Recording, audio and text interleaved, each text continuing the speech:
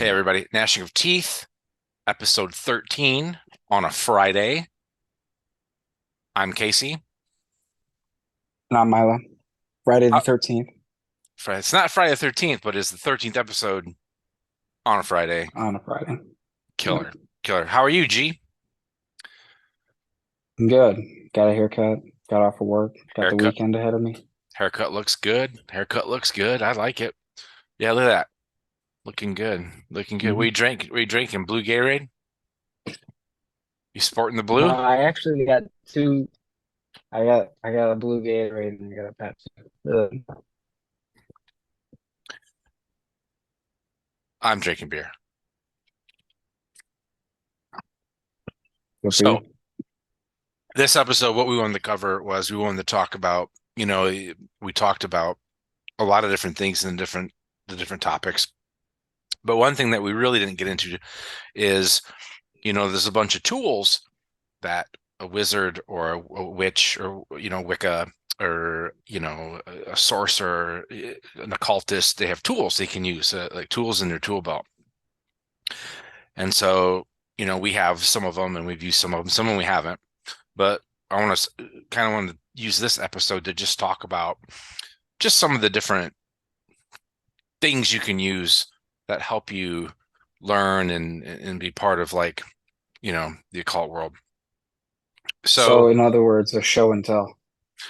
yeah, I mean, yeah, kind of a show and tell, and just explaining how it works and why we have it and why we would even do something like that, right? So I also like the incense in the background that you got burning. yeah, yeah. What Hey, kind? uh, it's dragon's blood There you because go. I like to light the altar for Mhm. hey, the grass is greener on the other side. Praise Asmodee. Now, the one thing every occultist should have, and I know you do, I only have one, you might have several, is all the work you do and all the workings and the ritual and the ceremony, whatever you do, you really need to document it because you can go back and see what worked and what didn't work. And this really helped me with sigil magic. So, boom, this is my diary that I use. I actually have strings that keep it closed. I use the chaos magic, and then incapitit ignis is like Latin for fire in the head. So it's a real personal. Uh, I'm not going to open it up or nothing, but it's for the practicer, right, to use. Yeah. Yeah. And Yeah. Good. you do the same thing, right? Like I know you have books that you write down your dreams. I know you have diaries, and you kind of do all that. Yeah. Yeah, I have three. I have one that is kind of like yours that I write and document how things are going or what rituals I do. The second one I have is for shadow work. That's what it's called, shadow work. I do that. I used to do it every day, but now it's like once a week. I've gotten bad at it.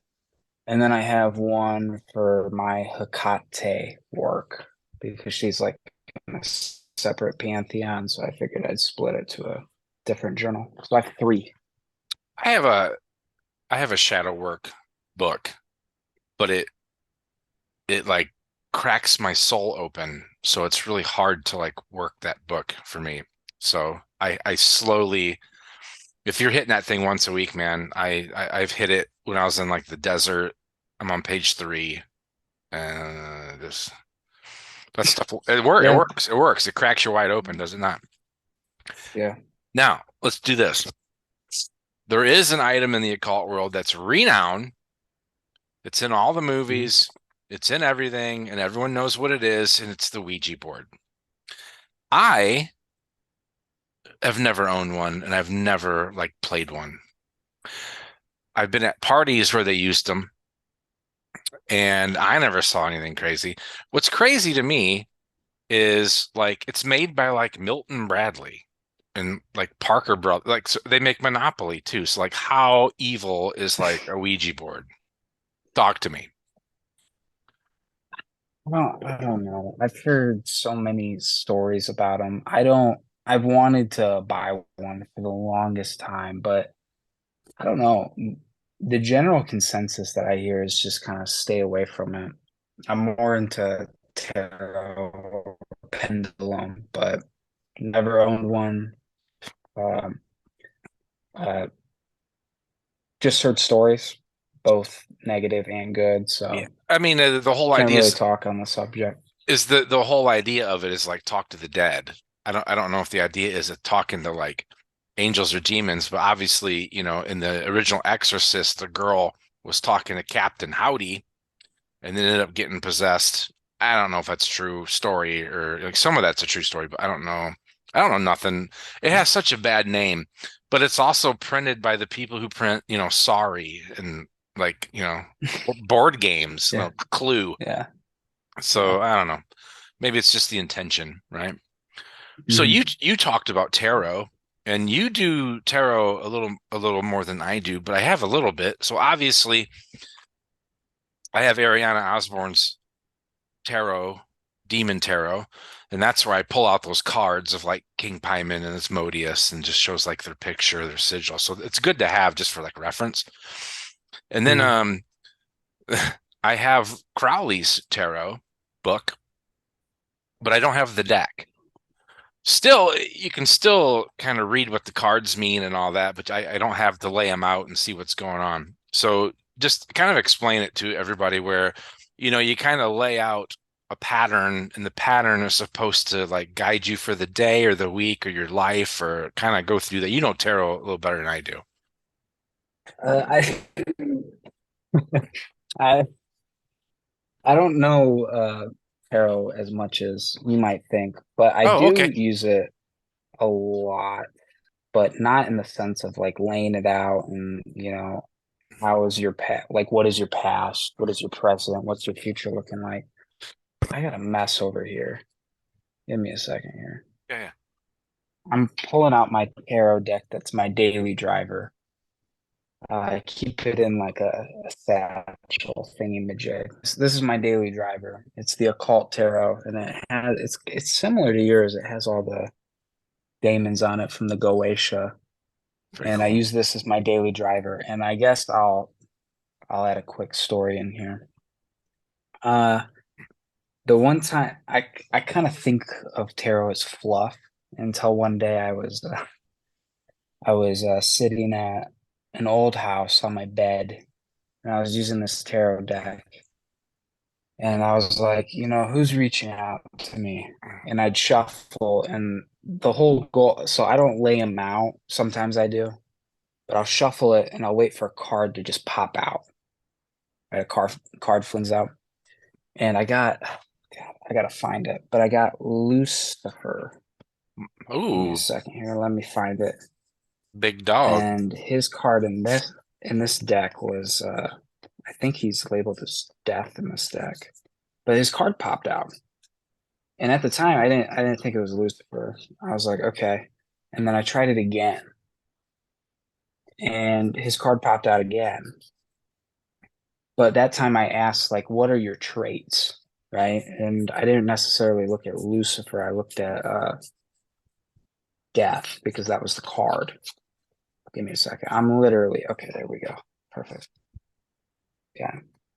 Oh, wow. So Lucifer and it's Death. I don't know if it's focused, but anyways, it popped out a second time. Yeah. So I put it back in the middle of the deck and I shuffle again and I jokingly say, "Are you Lucifer?" And I got it again, like clockwork. And it perfectly popped out onto like my lap. It was really cool. So I asked the fourth and a fifth time, and all five times it was the same card out of all the cards that popped out. No other card popped out. And that was the probably best experience I've had with them. Other times it's just the most random thing you'll ever see. So it's kind of like a hit or miss Yeah, but it's, you with had a them, but you had a I good day like it. with It them. gives you, yeah, yeah, gives you variety. Yeah. Wow. It's the one So thing I we have that. I have the it's just the one thing we keep talking about is how uh, like tangible and the physical results that you get from like occult work. It's uncanny compared to any other philosophy. Anyway, Just thought I'd throw that in there. Continue on. Blue Gatorade, I saw that. Continue on. Yeah, we're gonna get sponsored one day. I have uh it's the most common tarot deck. It's the White Lander or the White Rider deck. I have another one that I bought on Etsy that was a custom deck. And then obviously I have the Serpent Icons deck, which you wanted me Oh, to bring on and show the dude, that one is the greatest thing I've seen, like occult wise, in a long time. Do you have it with you? I do, but it won't do it justice. So this is what I'm gonna do. Okay. On Anathema Publishing, if you just click the link, you can see the HD pictures of some of the cards. Oh, And sweet. it's beautiful on there. Yeah, Obviously it's not the full, 50, 60, 70 that are in there, but yeah. very, yeah, it's when you were showing me the pictures of it, I was I was pretty enthralled by that. It's very enchanting and very cool. The artwork on it's fab. Let's um Yeah. let's move on and talk about, because we already brought it up, is pendulum work. So if anyone doesn't know, pendulum, you kind of start with a board. That is a huge board. It That is. is crazy. Well, I don't splurge on the books. I splurge on the tools. Do you like stand up with the pendulum I was gonna and you're ask I was gonna ask you, is there some kind of stand that I can use? I feel like I need my hands to do other things than like hold the pendulum up. So that's the board, right? that And is and huge. and check this out. That's the board. So this is my pendulum. I'll show you guys my pendulum. So my pendulum, okay. Can you see it? Yeah. Right. So, the idea is, you hover this in the middle of the board and you can meditate, you can ask questions. And oddly enough, it starts to kind of do this. And then what it'll Hmm. do is it'll go between the yeses and nos and rephrase, and you can kind of, it's kind of like Ouija. You can kind of talk, and then this kind Hmm. of, when it starts moving this, you can't have like fans and stuff on like I do right now, but like ultimately you can ask whoever you're asking or you're reaching out to, and then it hovers over whatever, yes, no. So I have a cool set. And you are the one that talked me into getting one. Yeah, I have like a board half that size, if not smaller, maybe a third that size. It's nice, it's compact. I can just kind of lay it on the floor while I'm doing like Yeah, a meditation or an invocation. My pendulum isn't anything special. let me see it. It's just this little, oh yeah, just this little Oh, that's cool. three beads in this black. It's obsidian, I believe, Yeah, yeah, yeah, yeah. but nothing crazy. I don't use it as often as I You know what? I don't did. either. I was doing it a lot when I was in the desert because I felt like there's a lot more things flying around down there. Mhm. Uh, I actually keep my pendulum in this box I got off Etsy. That's kind of cool. It's pretty rad. Anyway, Nice. so yeah, pendulum. So if Fire. it's fire. So let's talk about another thing that's pretty popular. Excuse me. That's like the big wives' tale is the wand, the magic wand. Uh, Okay. Yeah. I don't have a magic wand. I'm not sure if you do, but I know that they do some of the older books um talk about wands. And so in the one of the greatest occult books of all time, the Book of Saint Cyprian, there's Yeah. there's lots and lots of talk about wands in here, and I just want to read a little passage. The wand should be made of hazelwood, cut when it's still young and fresh and containing a large amount of medulla. Don't know what that is, like sap or something. It should also be prepared to have a shape of a fork, and it should be cut during a sunrise. According to various authors, it is convenient to cut it on the very same day one wishes to use it, for in this way it will produce the most efficient results. and that you can mold it and trim its leaves, and one should use the same knife to cut it. Book is saying, it goes on and on about wands. If you want to know about wands, this is it. This is the real deal. Uh, I've seen it in ceremonial magic where, they Mhm. put a wand towards the north or they put a wand in the east or whatever, but I've never used one. I know it's like an older tradition. Have Mhm. you do you ever does it fall into your books and stuff of like magic wands? So two things. I don't use a wand. I use an athame, right, which is like a dagger, and it's similar in purpose. It's to help focus your energy, but the same thing. You can use your hand too, right? You can use your hand, but there are benefits to having it. But I use an athame, which I specifically use for invocation type styles with the complete book of demonology. It has an invocation ritual in there that uses a dagger. But wands, I mean, it's not Harry Potter. So like I'm not. Right, right, right, right, right, right, right, right, right. No one's riding But brooms.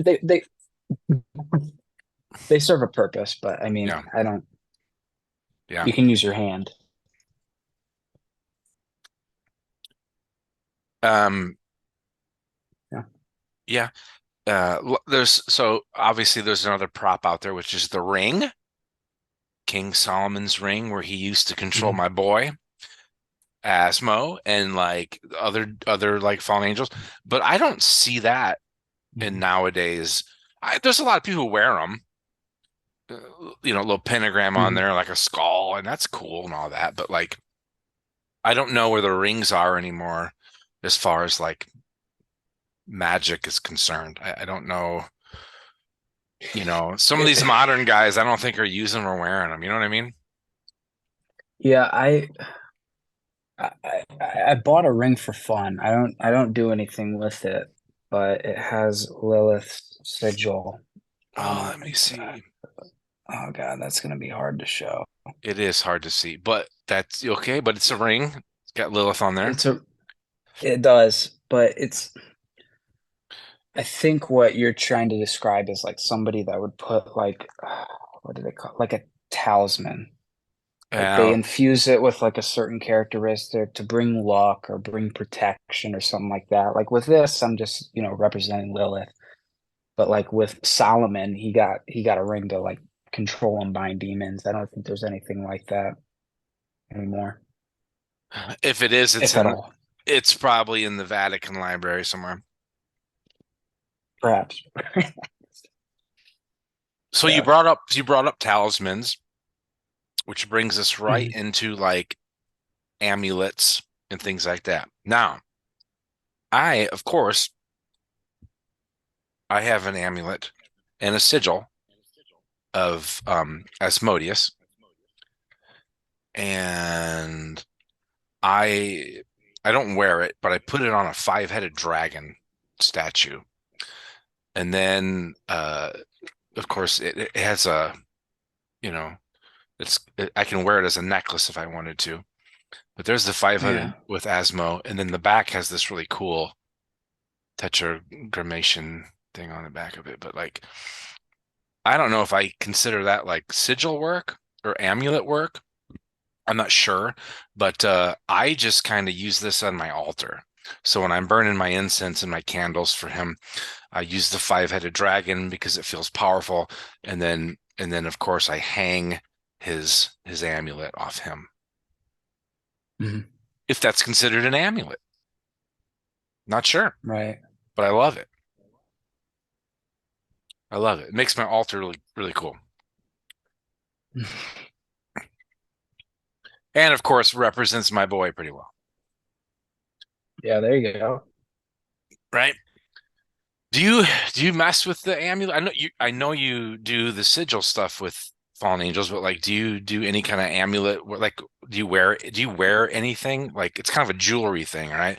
Rings and amulets and I don't know if you're is it Yeah, given like respect, or is it like a power, like I I hated necklaces when I first got into the occult. I hated them so much. I couldn't wear them. Now I wear this is I consider this my daily driver, and it's got Lilith's sigil on it, that's which Lilith. is probably hard to see. No, that And then looked on the good. back of it is a seal. Yeah. But I have that. I when I worked with Duke Boone, I offered uh, praise publicly, and part of that deal was to buy a sigil for him, which I have as well. And I have a bunch of other ones. President Marvis, I got his sigil on a necklace as well, and love him. Underrated. But I'm I actually just jotted those down so we can do a when we do the next like demon angel of the month, we can study those guys. yeah, Duke Boone and President Marvis, I got stories on them. Yeah. But talismans and like infusing like protection or something like that, I I haven't had like a need. You have to do like a dedicated, hour-long ritual, not necessarily ceremonial, but you have to put a lot of energy into it. And I don't really have a need. Maybe if I was like, getting hunted down and I needed protection or something like that, but Right. I don't. I just kind of wear sigils for the show. Yeah. I shouldn't say the show. I should out of more of like a respect and representation. That's the better word. Right on. Right. Well, so yeah, me too. So you can see I got Asmo, I got his sigil on the wall Mhm. back there. And then Mhm. I have this, which is pretty much the amulet without the necklace. And I've shown that before too. And I Mhm. just kind of lay it on this altar. But ultimately, sigil magic is a couple different things. So, you one type of sigil magic is obviously reaching out to an entity. The other gets into like chaos magic where you are doing the Austin Osmar Spar thing, you're doing the Peter Carroll thing, you're doing the whole like intention. I kind of want this. You got to speak it in a certain way. You take out the vowels, you create the sigil, and then you have to charge it. Mhm. So you can charge it with like blood, sex magic, water. I've heard of folding it 3 times. I've heard of burning it. I actually know what works because it's in my diary. I want to hold on to that for just a second. But yeah, you have to charge the sigil. So obviously, just doing it, not charge, stuff's not like you can't just be like, oh, I want to be wealthy and have money, and then not like go after it. If you're gonna sit, like Right. you have to help yourself, right? Like it's kind of like the protein shake. You can drink the protein shake, but you gotta lift the weights. Right. It kind of gives you an edge. It's like, the sigil gives you kind of a degree, and then you're kind of going in, but ultimately in your subconscious into the abyss, and it connects with the universe. It's magic. And so there's kind of two Mhm. types of sigils, really. Mhm. However you want to use them. I will say this: I've used uh, sigils for intention, and some of them went horribly wrong, and some of them really, really worked, and they worked well. I'll just throw that out there. If you can do it right, hey, hit us up. You know the email. Uh, you can comment, hit us up. We can walk you through it. We can tell you what we know and what we don't know. It's all good. But sigil, I love the sigil stuff. I do. It works. Again, I'm going to say this again. It's like the 15th time I've said it. The occult work brings tangible physical results. It does. It really Mhm. does. I'm sorry, it does. People don't Mhm. like it. All right, next tool you can use is called scrying. So it's like crying with an S in front of it. Scrying. Have you done any scrying? This is like, Nostradamus did a lot of scrying. I know John Dee did a lot of scrying. It's an older kind of thing. I've done it. I'll show you how I've done it. But have you gotten into scrying, and like what do you kind of know, or what do you think of it, I guess?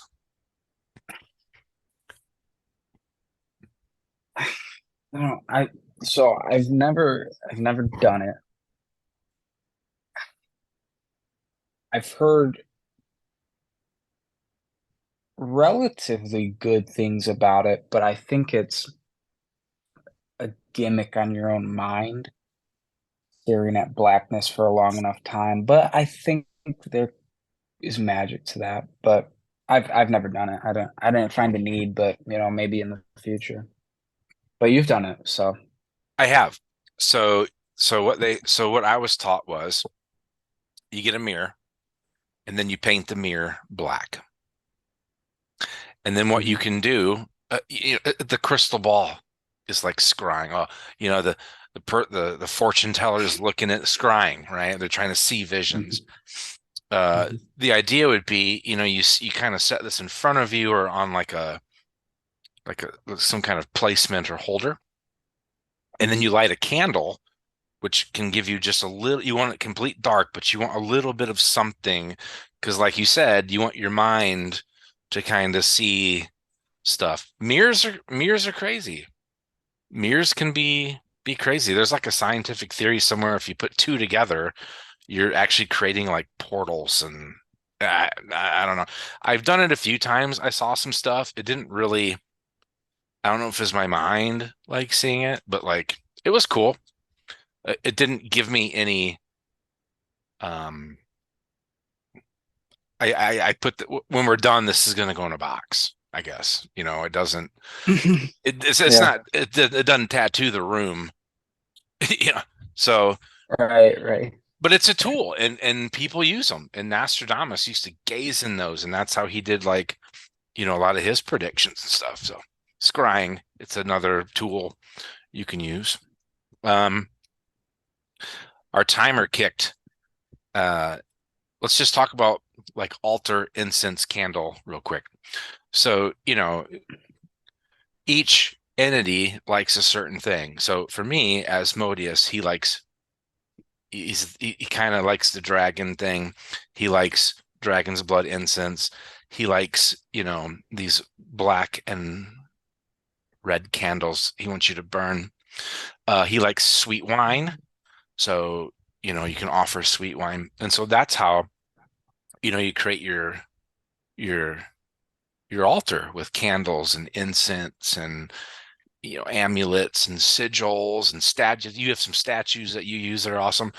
Like but you know more about this than I do, because somewhere is it the complete book of demonology that actually says like what candle color they like and what incense they like, what drink they like, or what or I guess what am I saying? Offering. It's an offering that they like, correct? Hmm. Right. Hmm. Hmm.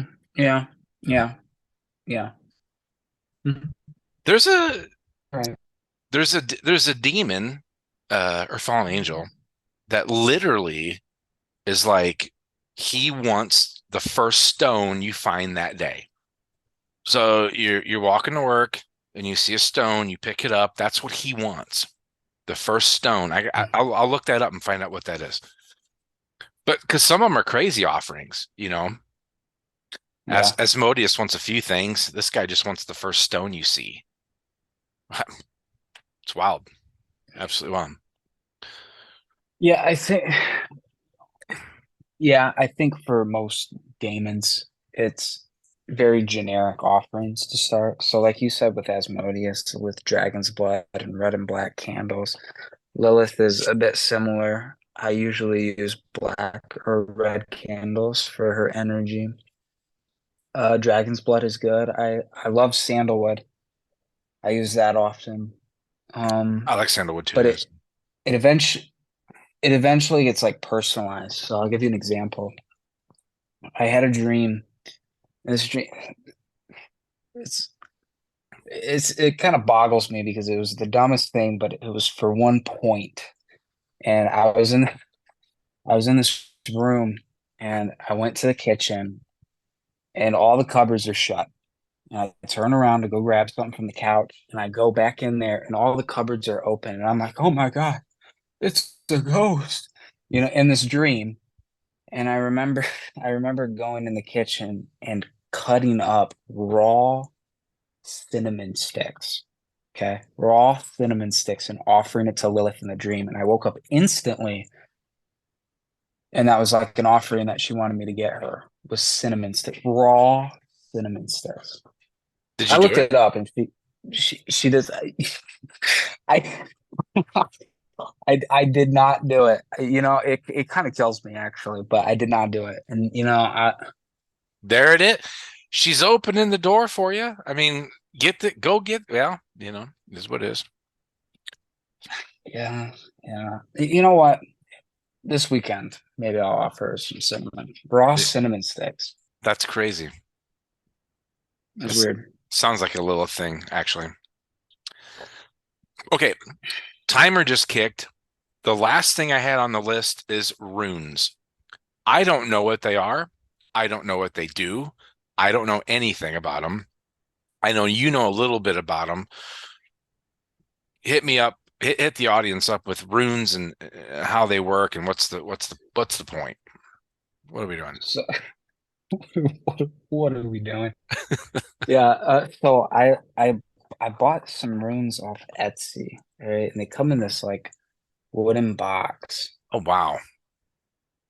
They're like handcrafted. It opens up, Oh and my. they're wooden runes, Okay, yeah. and they're Nordic, if I'm not mistaken, Norse. Yes. Yep. And you can put them in a bag and shuffle them with your hands and pick one out, or you can throw them. You can throw runes and tell the pattern or yada yada.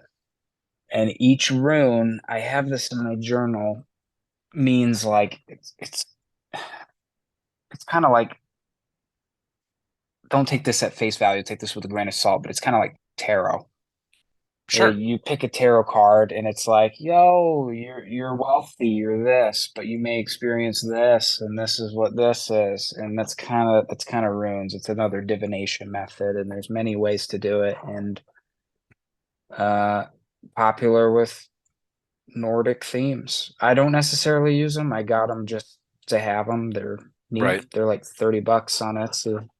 No, they're So cool. They're cool. They're cool. No, I recommend Etsy for anything. mhm. Look how I got this from Etsy. Look how beautiful that is. I mean, that is absolutely pristine. And Yeah. that came from Etsy. Yeah, Etsy has a Mhm. great occult um tools, stuff like that. Okay, timer. We One more go. You thing go. before we go. You gotta go. You gotta go. So we were talking about talismans and all this, and this isn't necessarily a talisman, but I forgot I did this. So items that you can kind of enchant to do a Yes. specific purpose. I have keys. Okay. Wow. I did this for Haka. I did. Wow. I I did this for Hakate. I bought like 3 keys, and I did a ritual, and I like charged these necessarily with like her blessing, you could say, for protection, and I put them above the door of each door, and they're like wards. That's the only physical thing that I like can't and bless to say, or keys for Akate. That is cool, man. I have to admit, you surprise me every time we do this. You got something that you learn that I don't know about. I like the keys, Well, man. you can do it too. I'm going. No, You can I'm do going it to. too. I'm going to. I'm going to. I do live in a place where everything's like really, really expensive. Timer. We have a minute 40. So, uh, Gnashing of Teeth podcast at Gmail. Hit us up. We threw you a lot of tools. Anyone knows more about the wands and the Ouijas and the boards and stuff, hit us up. Hit us in the email. Hit us in the comments. Mile and I are going to keep doing this stuff. So like and subscribe. And I hope we can get some guests on soon. I've been reaching out. I've been reaching out to people. We're just probably not big enough yet, but Mhm. hopefully we get some guests on here and we can really open up this thing and everyone just learns collectively about the occult.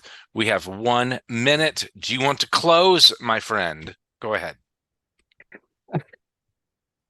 Yeah, it was a good topic. I think it's very educational to show a bunch of like what we do and what tools can be used. And you don't necessarily need any tools. When I first started, it was all about mind. I would build an altar in my head and that would be the offering in and of itself. But we can get into that at a future date. But good episode and yeah, banging them out.